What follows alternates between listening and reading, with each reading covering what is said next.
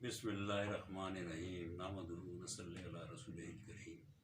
अल्लाह पाक का बहुत बड़ा एहसान है, शुक्र है, करम है मालिक का कि अल्लाह पाक ने हमें मुसलमान घराने में पैदा किया और कलमे की दौलत से नवाजा। ये बग़ैर मांगे अल्लाह पाक ने हमें अता फरमाया। अल्लाह का लाख लाख शुक्र है। और सारी चीज़ों के मालिक करते धरते अल्लाह पाक हैं। सारी चीज़ों का बनाने वाले एक अल्लाह हैं। आसमानों को अल्लाह ने बनाया, ज़मीनों को अल्लाह ने बनाया, और आसमानों को इतना बड़ा बड़ा बनाया कि हर आसमान इतना बड़ा है कि जैसे ग्राउंड में गेंद पड़ी। सातों आसमान बड़े से बड़े हैं। ज़मीनें अल्लाह पाक ने इतनी बड़ी बनाई हैं कि सारे फल फ्रूट और सब्ज़ियाँ इसमें अल्लाह दे रहे हैं, इंसानों के लिए भी और जानवरों के लिए भी। सारे इंसान और जानवर सबको अल्लाह पाक रिज़्क़ और रोज़ी अता फरमा रहे हैं। ये अल्लाह का कानून है। अल्लाह सबसे बड़े हैं, इससे बड़ा कोई नहीं। सारी कायनात को बनाने वाले चलाने वाले अल्लाह हैं। और जिसको कामयाबी हासिल करनी हो वो अल्लाह की बात को मान ले और नबी के तरीके पे अपनी ज़िंदगी गुजारने की कोशिश करे, ये कामयाब होता चला जाएगा। ये बड़े बड़े ओहदों पे चलता चला जाएगा। बड़े बड़े महलात इसको मिल जाएंगे, जन्नत में बड़ी बड़ी चीज़ें इसको मिल जाएंगी, बड़े बड़े नेमतें अल्लाह अता फरमाएंगे। मगर कामयाबी अल्लाह ने सिर्फ दीन में रखी है। जिसकी ज़िंदगी में दीन आएगा वो कामयाब होगा, और जिसकी ज़िंदगी में दीन नहीं आएगा वो नाकाम होगा। दीन क्या है, कामयाबी क्या है? दीन यह है कि अल्लाह के हुक्म को नबी पाक सल्लल्लाहु अलैहि वसल्लम से सुन्नत के मुताबिक पूरा करने का नाम दीन है। जिसकी ज़िंदगी में होगा, मर्द की ज़िंदगी में होगा, अल्लाह मर्दों को कामयाब करेंगे। औरतों की ज़िंदगी में होगा, अल्लाह औरतों को कामयाब करेंगे। मुल्क वाले, माल वाले, ओहदे वाले, हुकूमत वाले जो इस काम को करेंगे, अल्लाह की मान के चलेंगे ज़िंदगी में, तो अल्लाह उन्हें कामयाब करेंगे। और जो मान के नहीं चलेंगे, अल्लाह उन्हें नाकाम करेंगे। यहाँ कामयाबी लोग ढूंढ रहे हैं महल में, महल में, वो गाड़ियों में, पैसों में। इसमें कामयाबी नहीं है, इसमें नाकामी है।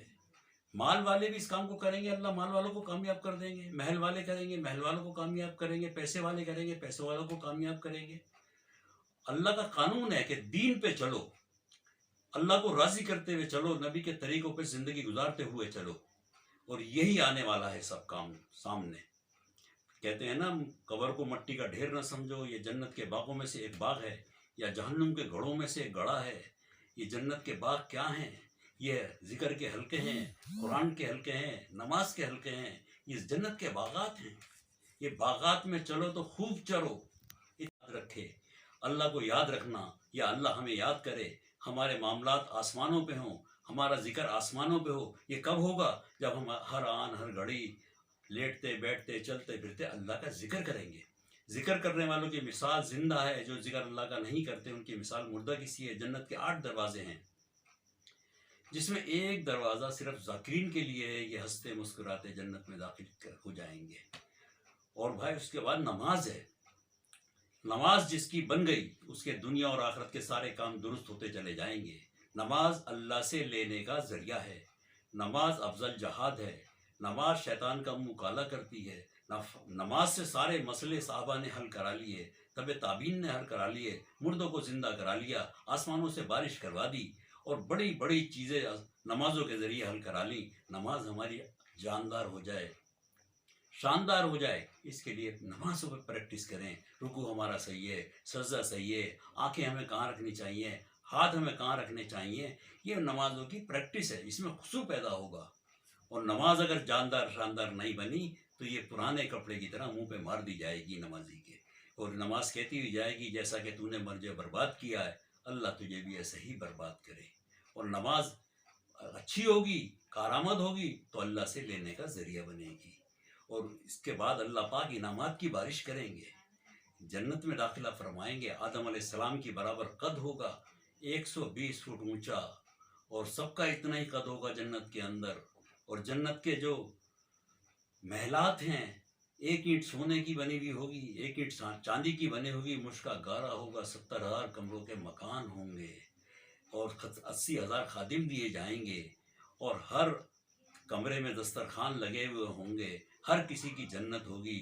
न शराब की नहरें होंगी, शहद की नहरें होंगी, दूध की नहरें होंगी। अल्लाह पाक बीवियों को शक्ल में हूरे अता फरमाएंगे, और हमेशा अल्लाह पाक कहेंगे, अल्लाह पाक ऐलान करेंगे کہ ہمیشہ جوان رہوگے کبھی بڑھاپا نہیں آئے گا، ہمیشہ صحت مند رہوگے کبھی صحت خراب نہیں ہوگی، ہمیشہ نعمتوں میں رہوگے نعمتیں کبھی کم نہیں پڑیں گی، ہمیشہ اللہ پاک دیتے رہیں گے۔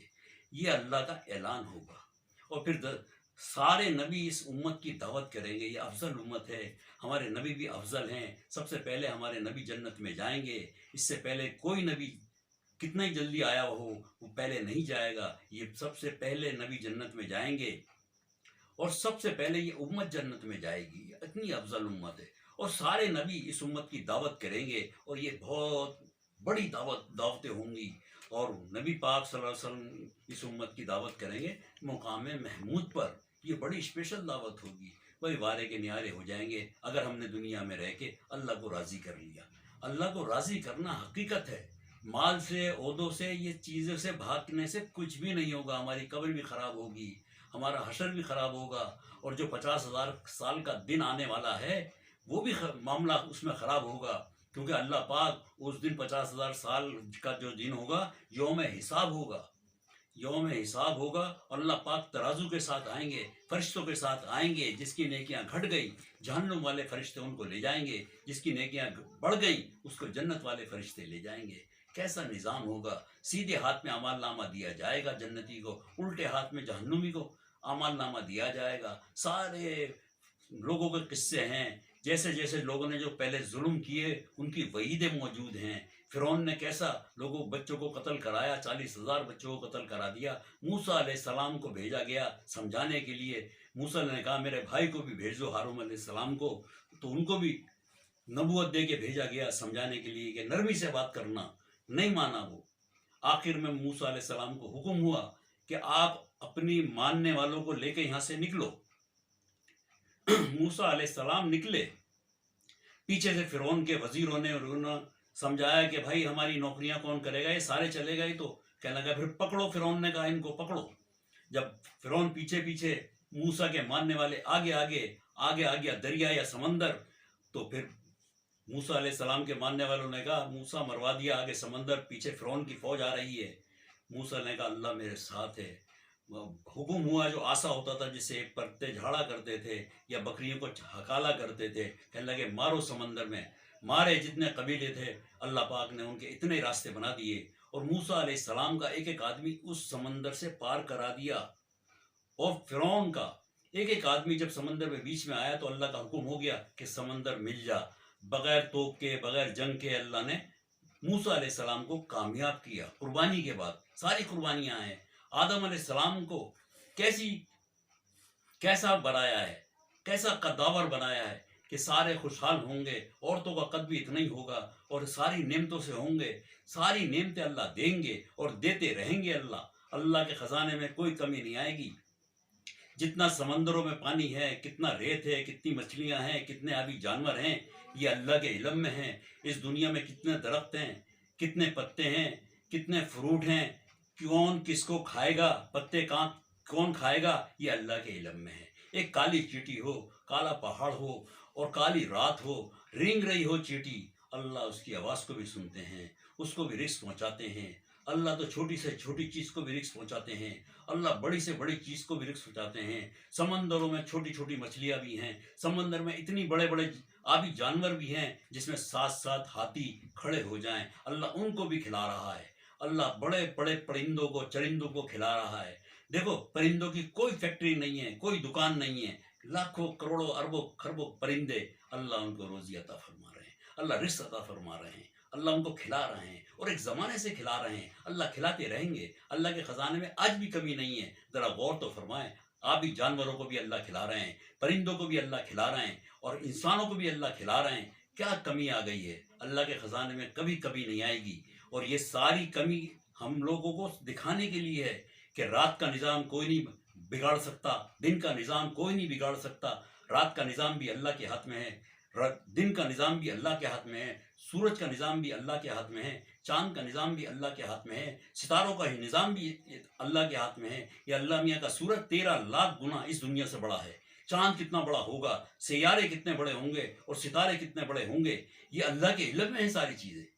یہ آج ہم سمجھ نہیں پا رہے، اللہ ہمیں سمجھا دے، اللہ ہمیں بھی ہدایت نصیب فرما دے، اللہ ہمیں بھی اپنا بنا لے، اللہ ہمیں ایسا راستہ بتا دے جو کامیابی کا راستہ ہے اور کامیابی پہ ہمیں چلا دے، تو سب سے خوش نصیب ہے وہ شخص جو کامیابی کے راستے پہ چل رہا ہے۔